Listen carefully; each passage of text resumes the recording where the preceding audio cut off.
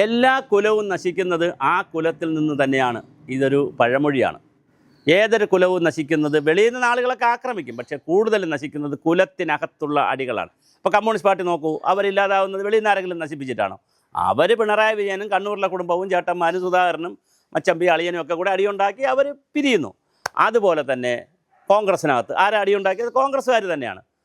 BJPക്കകത്ത് അവർ തമ്മിലുള്ള തർക്കമാണ്. അതുപോലെ മുസ്ലിങ്ങൾക്കകത്ത് ഇറാൻ ഇസ്രായേൽ യുദ്ധം തുടങ്ങിയത് ഇറാനും ഒരു വശത്ത്, ഇസ്രായേലും അമേരിക്കയും മറുവശത്ത്. വേണമെങ്കിൽ നമുക്ക് പറയാം, വേണമെങ്കിൽ ഇപ്പുറത്ത് മുസ്ലിങ്ങളും ഒരു വശത്ത് ക്രിസ്ത്യാനികളുമാണെന്ന് പറയാം. കാര്യം ഇസ്രായേലിൽ യഹൂദന്മാരും ജൂതന്മാരും ക്രിസ്ത്യാനികൾ ആ ഒരു വിഭാഗവും, അമേരിക്കൻ പ്രസിഡന്റ് അടക്കമുള്ള ഒരു ക്രിസ്ത്യ വിഭാഗവും ഇപ്പുറത്ത് മുസ്ലിം വിഭാഗവുമാണെന്ന് വേണമെങ്കിൽ പറയാം. പക്ഷേ ആ കഥ പോയി.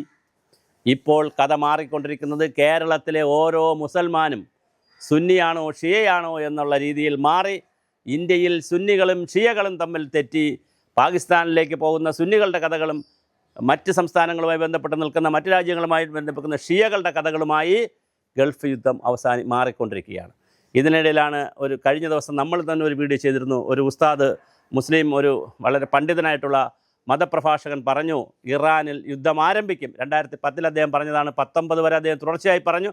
19 വളരെ കടുപ്പിച്ച് പറഞ്ഞു, ഇറാൻ യുദ്ധം ആരംഭിക്കും, ഇറാനിൽ യുദ്ധം നടക്കും, ഇറാൻ ഇല്ലാതാവും, ഗൾഫ് രാജ്യങ്ങൾക്കാകമാനം വലിയ പ്രതിസന്ധി ഉണ്ടാക്കും. ഇപ്പോൾ കഴിഞ്ഞ കുറച്ച് ദിവസങ്ങളിലായി സാമ്പത്തിക പ്രതിസന്ധിയിലേക്ക് ദുബായും അബുദാബിയും സൗദിയും UAE രാജ്യങ്ങളും ചെറുതായി മാറുന്നുണ്ടോ എന്നൊരു തോന്നലിലേക്ക് വന്നു. കഴിഞ്ഞ ദിവസം ഇറാൻ പറഞ്ഞു, ഞങ്ങളിനി തർക്കിക്കുന്നില്ല, ഞങ്ങൾ വഴക്കൊക്കെ നിർത്തി സമാധാനത്തിലേക്ക് പോകാം എന്ന് പറഞ്ഞതിന് ശേഷവും ഇറാൻ വീണ്ടും ബോംബുമായും മിസൈലുമായും ഡ്രോണുമായി ഇറങ്ങി. അതിൽ പ്രതിഷേധിച്ചുകൊണ്ട് അബുദാബിയും ദുബായും സൗദി അറേബ്യയൊക്കെ ശക്തമായ ഭാഷയിലാണ് ഇറാനോട് പറഞ്ഞിരിക്കുന്നത്, ഞങ്ങൾ തിരിച്ചടിക്കും, ഞങ്ങൾ തിരിച്ചടിച്ചാൽ നിങ്ങൾക്ക് നിൽക്കാൻ കഴിയില്ല, നിങ്ങൾക്ക് എഴുന്നേൽക്കാൻ കഴിയില്ല. എന്താ സംഭവിക്കുന്നത്? സുന്നികളും ഷിയകളും തമ്മിലുള്ള തർക്കത്തിലേക്ക് കാര്യങ്ങൾ മാറിക്കൊണ്ടിരിക്കുകയാണ്. ഇത് തന്നെയാണ് ഞാൻ തുടക്കത്തിൽ പറഞ്ഞത്. ഒരു കുലത്തിലുള്ളവർ ബഹുകുലമായി നിന്നുകൊണ്ട്, ബഹുജാതികളായി മാറി നിന്നുകൊണ്ട് തർക്കിക്കുന്നത് യാദവകുലം പോലെ തമ്മിലടിച്ച് തീരുന്ന ഒരു കാഴ്ചയാണ് പശ്ചിമേഷ്യയിൽ കണ്ടുകൊണ്ടിരിക്കുന്നത്. തുടങ്ങിയത് ഒരു പരിധിവരെ ക്രിസ്ത്യൻ മുസ്ലിം യഹൂദ മുസ്ലിം തർക്കമൊക്കെ ആയിരുന്നെങ്കിൽ, ജെറുസലേമിന് വേണ്ടിയായിരുന്നെങ്കിൽ, ഹമാസിൻ്റെ പേരിലായിരുന്നെങ്കിൽ, പിന്നെ മുജാഹിദിൻ്റെ പേരിലായിരുന്നെങ്കിൽ, ഹിസ്ബുള്ളയുടെ പേരിലായിരുന്നെങ്കിൽ, അതെല്ലാം മാറി ഗൾഫ് രാജ്യങ്ങളും പശ്ചിമേഷ്യൻ രാജ്യങ്ങളിലെ ഗൾഫ് രാജ്യങ്ങളും അതുപോലെ തന്നെ ഇറാനുമായുള്ള യുദ്ധമായി ഇത് പരിണമിച്ചുകൊണ്ടിരിക്കുകയാണ്. ഇപ്പോൾ എനിക്ക് തോന്നുന്നത് ഇസ്രായേൽ ഒരു നോക്കുകുത്തിയായി മാറുമോ, അല്ലെങ്കിൽ അമേരിക്ക ഒരു നോക്കുകുത്തിയായി മാറുമോ, ഇറാനും പശ്ചിമേഷ്യൻ രാജ്യങ്ങളും തമ്മിലുള്ള G7 രാജ്യങ്ങളും തമ്മിലുള്ള യുദ്ധമായി ഇത് മാറുമോ എന്നുള്ളതാണ് പുതിയ കാഴ്ച. എന്തായാലും പെട്രോളിയ ഉൽപ്പന്നങ്ങൾക്കും വില കൂടുന്ന കാഴ്ച വരുന്നു. ഗ്യാസ് ബുക്ക് ചെയ്യുമ്പോൾ ഇനി 25 ദിവസത്തിനകം മാത്രമേ അടുത്ത ഗ്യാസ് ബുക്ക് ചെയ്യാൻ പറ്റുകയുള്ളൂ. ഗ്യാസിൻ്റെ വില, ഗാർഹിക ഗ്യാസിൻ്റെ ഉൾപ്പെടെ വില കൂട്ടുന്നു.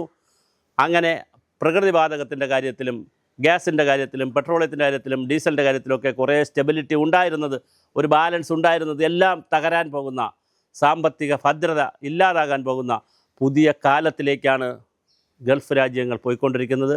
ഇപ്പോൾ അവിടെ ആക്രമണം കുറവാണ്. കാരണം വരുന്ന ഡ്രോണിനെയും മിസൈലിനുമൊക്കെ ആകാശത്ത് വെച്ച് തന്നെ, അല്ലെങ്കിൽ അത് ഭൂമിയിൽ പതിക്കുന്നതിന് മുമ്പ് തന്നെ അതിനെ പ്രതിഷേധിച്ച് അതിനെ റെസ്പോണ്ട് ചെയ്തുകൊണ്ട് അതിൻ്റെ വീര്യം കുറച്ചുകൊണ്ട് അപകടങ്ങൾ കുറയ്ക്കുന്നതിലേക്ക് ഈ രാജ്യങ്ങൾ പോയിട്ടുണ്ട്. അതിൻ്റെ അവശിഷ്ടങ്ങൾ മാത്രം വീഴുന്ന ഏതെങ്കിലും നാമമാത്രമായ സ്ഥലങ്ങളിൽ ഒറ്റപ്പെട്ട ആരെങ്കിലും മരിക്കുന്നു എന്നുള്ളതല്ലാതെ വ്യാപകമായ മരണമൊന്നും റിപ്പോർട്ട് ചെയ്യപ്പെട്ടില്ല.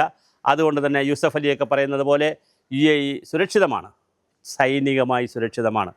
പക്ഷേ സാമ്പത്തികമായിട്ടുണ്ടാകുന്ന ബുദ്ധിമുട്ടുകൾ, സാമൂഹ്യമായിട്ടുണ്ടാകുന്ന പ്രശ്നങ്ങൾ, പാരിസ്ഥിതികമായിട്ട് യുദ്ധം സമ്മാനിക്കുന്ന പ്രശ്നങ്ങളൊക്കെ വരാനിരിക്കുന്നതേ ഉള്ളൂ. അതിനിടയിലാണ് ഈ വിഷയം കൃത്യമായി 2 മതങ്ങൾ തമ്മിലുള്ള, അല്ലെങ്കിൽ 2 രാജ്യങ്ങൾ തമ്മിലുള്ള വിഷയം മാറി, അല്ലെങ്കിൽ 2 രാജ്യങ്ങൾ ഒരിടത്തും ഇസ്രായേലും അമേരിക്കയും ഒരിടത്തും, ഇപ്പുറത്ത് ഇറാനും എന്നുള്ള സ്ഥിതി മാറി.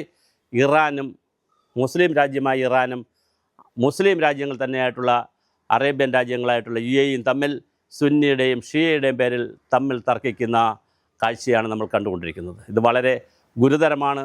ഈ വൈരാഗ്യം തീരാൻ ഒരു എളുപ്പമല്ല. കാരണം ഒരു കുലത്തിലുള്ളവർ, സഹോദരങ്ങൾ, ബന്ധുമിത്രാദികളായി ഒരു കുലത്തിൽ താമസിച്ചിരുന്നവർ ഒരു മതവിശ്വാസത്തിൽ വിശ്വസിക്കുന്നവർ, ഒരു പ്രമാണത്തിൽ വിശ്വസിക്കുന്നവർ തമ്മിൽ തല്ലിയാൽ അതിൻ്റെ വൈകാരികത വളരെ കൂടുതലായിരിക്കും.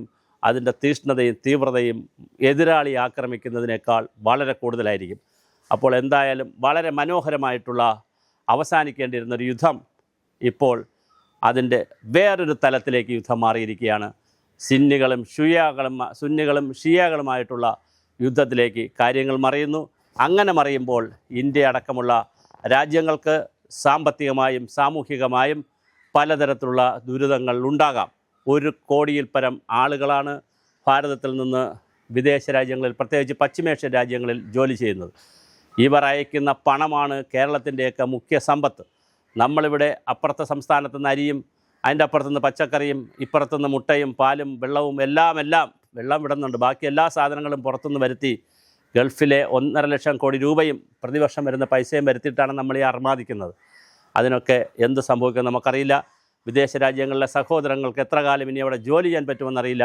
ഇപ്പോൾ ഒരു പ്രതിസന്ധിയുമില്ല എന്ന് തന്നെയാണ് നമ്മൾ പലരോടും ബന്ധുമിത്രാദികളോട് ചോദിക്കുമ്പോൾ. അവിടെ ഇപ്പോൾ ഒരു യുദ്ധ പ്രതിസന്ധി ഇല്ല. പക്ഷേ എങ്കിൽ പോലും ഈ സാമ്പത്തികമായി ഉണ്ടാകാവുന്ന പ്രതിസന്ധികൾ, പെട്രോളിയം ഉൽപ്പന്നങ്ങളുമായി ബന്ധാവുന്ന പ്രശ്നങ്ങൾ, കാരണം പെട്രോളിയത്തിൻ്റെ സുഗമമായ യാത്രയ്ക്കുള്ള കടലിടുക്കുകളൊക്കെ ക്ലോസ് ചെയ്തു വരികയാണ് ഇറാൻ. അങ്ങനെ കൃത്യമായി പ്രതിരോധത്തിലേക്കാണ് ഗൾഫ് രാജ്യങ്ങൾ പോയിക്കൊണ്ടിരിക്കുന്നത്. ഈ ഗൾഫ് രാജ്യങ്ങളിൽ ഉണ്ടാകുന്ന പ്രതിരോധം താൽക്കാലികമായി മനുഷ്യൻ്റെ സുരക്ഷിതത്വത്തിന് പ്രശ്നമൊന്നും ഉണ്ടാക്കില്ല എങ്കിലും ദീർഘകാലത്തിൽ സാമ്പത്തിക, സാമൂഹിക, രാഷ്ട്രീയ, സാംസ്കാരിക, പാരിസ്ഥിതിക പ്രശ്നങ്ങൾ ഉണ്ടായേക്കാം.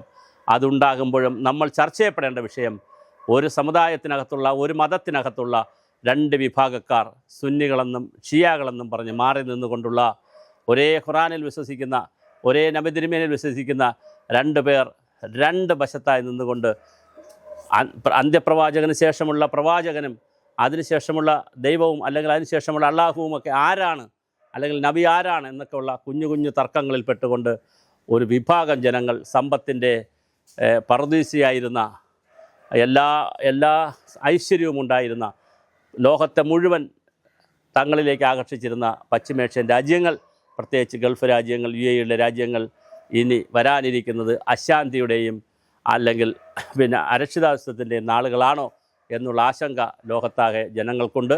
അത് വരുന്നത് സുന്നി ഷിയ യുദ്ധത്തിലാണെങ്കിൽ, അല്ലെങ്കിൽ അവരുടെ വൈര്യത്തിലാണെങ്കിൽ അതിൻ്റെ ആഴവും പരപ്പും വളരെ കൂടുതലായിരിക്കും.